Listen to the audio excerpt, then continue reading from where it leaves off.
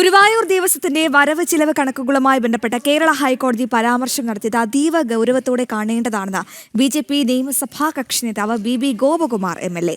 ശബരിമല വിഷയത്തിൽ സ്വീകരിച്ച മാതൃകയിൽ കോടതിയുടെ മേൽനോട്ടത്തിൽ നിഷ്പക്ഷ അന്വേഷണം നടത്താൻ സംസ്ഥാന സർക്കാർ തയ്യാറാകണമെന്നും അദ്ദേഹം ആവശ്യപ്പെട്ടു.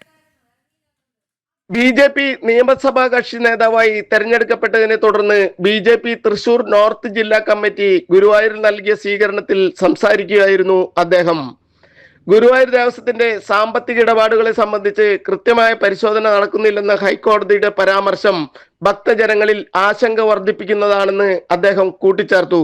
ഗുരുവായൂർ ക്ഷേത്രവുമായി ബന്ധപ്പെട്ടുകൊണ്ട് ബഹുമാനപ്പെട്ട കേരള ഹൈക്കോടതിയുടെ പരാമർശം ഗൗരവതരമായി എടുത്തുകൊണ്ട് ഗുരുവായൂർ ക്ഷേത്രവുമായി ഇവിടുത്തെ ദേവസ്വം ബോർഡുമായി ബന്ധപ്പെട്ട് അത്തരം കാര്യങ്ങളുടെ അഴിമതി നടന്നിട്ടുണ്ടെങ്കിൽ അതിന് പരിഹാരം കണ്ടെത്തുവാനുള്ള അടിയന്തര നടപടി, നിഷ്പക്ഷമായ അന്വേഷണം, ശബരിമല നടന്നതുപോലെ കോടതിയുടെ മേൽനോട്ടത്തിൽ നിഷ്പക്ഷമായ അന്വേഷണം നടത്തുവാൻ ഗവൺമെന്റ് തയ്യാറുണ്ടോ എന്നുള്ളതാണ്.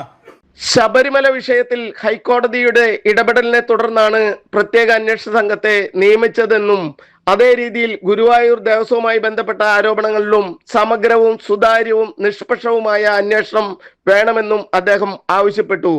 ക്ഷേത്രങ്ങളിലെ ഭക്തജനങ്ങളുടെ വിശ്വാസത്തെയും ആരാധന കേന്ദ്രങ്ങളെയും മാറി മാറി ഭരിച്ച മുന്നണികൾ സംരക്ഷിക്കുന്നതിൽ പരാജയപ്പെട്ടുവെന്നും അഴിമതി നടന്നിട്ടുണ്ടെങ്കിൽ കുറ്റക്കാർ രക്ഷപ്പെടാൻ പാടില്ലെന്നും അദ്ദേഹം കൂട്ടിച്ചേർത്തു. സ്വീകരണ ചടങ്ങിൽ ബി.ജെ.പി. നോർത്ത് ജില്ലാ പ്രസിഡന്റ് അഡ്വക്കേറ്റ് നിവേദിത അധ്യക്ഷത വഹിച്ചു.